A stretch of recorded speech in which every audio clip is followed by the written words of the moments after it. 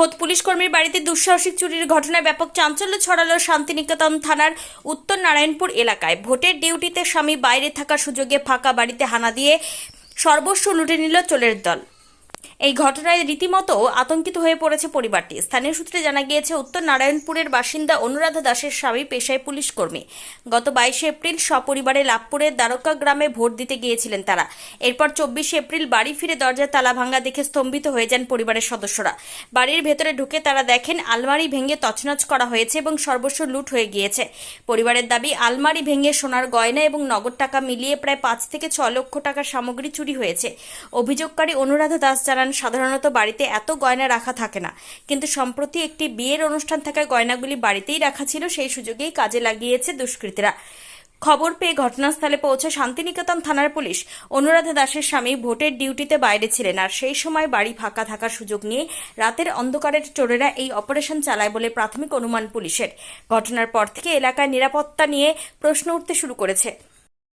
আমার হাজব্যান্ড পুলিশে সার্ভিস করে, ও অন ডিউটি ছিল। ও তো ডিউটিতে ইলেকশনের জন্য বাইরে ছিল, আমরা গ্রামের বাড়িতে ছিলাম। তারপরে এইখানটাতে 24 তারিখ যখন আমরা ফিরি তখন দেখি পুরো তালা কাটা। তারপরে এখানে আলমারি পুরো খুলে নিয়ে জিনিসপত্র নিয়ে নিয়েছে। দুটো চুর ছিল প্রায় 4 লাখ টাকার মতন। তারপর দুটো চুড়ি ছিল, একটা মঙ্গলসূত্র ছিল, 25-24 হাজার টাকার ক্যাশ ছিল। কতটা আতঙ্কের কাজ করছে আপনার মনের মধ্যে? প্রচণ্ড আতঙ্কের কাজ করছে। আমরা দুটো ছোট ছোট বাচ্চা মেয়ে নিয়ে আমি 3 জন আমরা থাকি এখানে। ও সবসময় ডিউটিতে থাকে, আমরা একা এখানে বাস করি। তাহলে এখানে কি কতটা আতঙ্কে আছে বুঝতে পারছেন আপনারা। পুলিশ এসেছিল কিন্তু সব জিজ্ঞেস করে গেল, তারপরে কোনো আমরা কোনো সাহায্য পাইনি এখনো পর্যন্ত।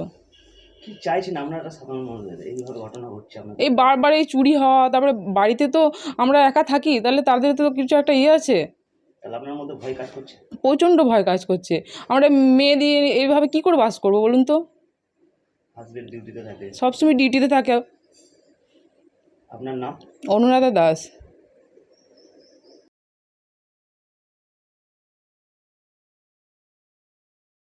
আপনার পরিবারের কোনো সদস্য কি নেশা বা দীর্ঘদিন ধরে মানসিক রোগের মতো সমস্যায় ভুগছেন? স্থায়ী সমাধান পেতে চান? তাহলে আজই চলে আসুন গঙ্গারামপুর পুনর্জন্ম নেশামুক্তি কেন্দ্র, কালদিঘি হিমঘরের পাশে।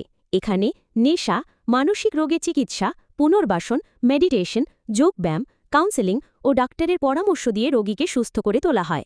আপনার প্রিয়জনকে সঠিক পথে ফিরিয়ে আনতে সর্বদা পাশে আছে গঙ্গারামপুর পুনর্জন্ম ডি অ্যাডিকশন সেন্টার এবং চ্যারিটেবল ট্রাস্ট। আমাদের ঠিকানা দক্ষিণ দিনাজপুর, গঙ্গারামপুর, কালদিঘি হিমঘরের পাশে। যোগাযোগ 8670149220।